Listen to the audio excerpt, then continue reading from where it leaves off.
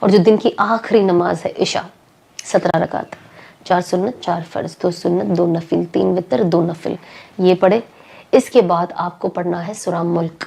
سورہ ملک کا یہ وعدہ ہے کہ جو سورہ ملک پڑھتا ہے، اللہ کی طرف سے وعدہ ہے کہ جو شخص روز عشاء کے بعد سورہ ملک پڑھے گا، اللہ اسے قبر کے ہر عذاب سے بچائیں گے۔ اور سورہ ملک انفیکٹ یہ کہے گا، اگر کوئی انسان قبر میں ہے اور اس پہ عذاب کوئی آ رہا ہے لیکن وہ شخص روز سورہ ملک پڑھتا تھا، تو ایسا کہا گیا ہے کہ وہ کہے گا کہ اللہ آپ نے تو وعدہ کیا تھا کہ جو مجھے پڑھے گا اسے قبر میں عذاب نہیں ہوگا، اور اگر عذاب ہو رہا ہے تو اللہ سبحانہ وتعالیٰ پھر یہ کیسا وعدہ، تو مجھے قرآن سے نکال دے،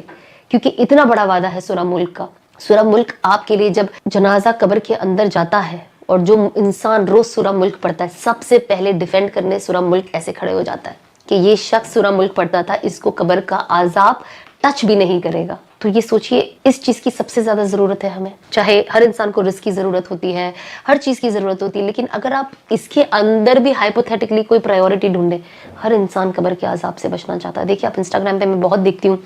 کبھی قبرستان دکھایا جاتا ہے جہاں پہ قبر کے اندر سے سانپ نکل رہے ہیں اور لٹرلی وہاں کے لوگ سانپ کو پکڑ پکڑ کے نکال رہے ہیں۔ ایسی کتنی جگہ ہے جہاں پہ سانپ گھوم رہے ہیں،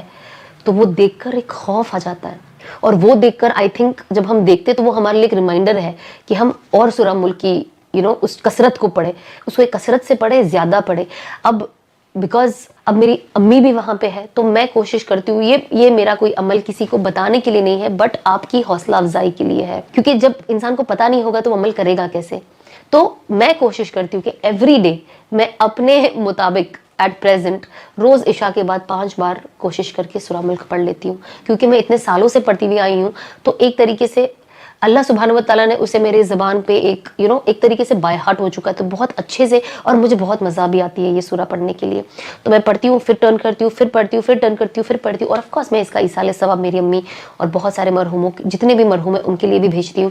اور مجھے لگتا ہے کیونکہ قبر میں ہے تو سب سے زیادہ ضرورت اس چیز کی بھی ہے۔ تو یہ جو ہے یہ میرے دن کا معمول ہے، آپ اسے ایک بار بھی پڑھ سکتے ہو، اگر آپ کے پاس وقت ہے تو آپ 2-3 بار پڑھ لیں، اپنے مرحوموں پہ بخش دیں۔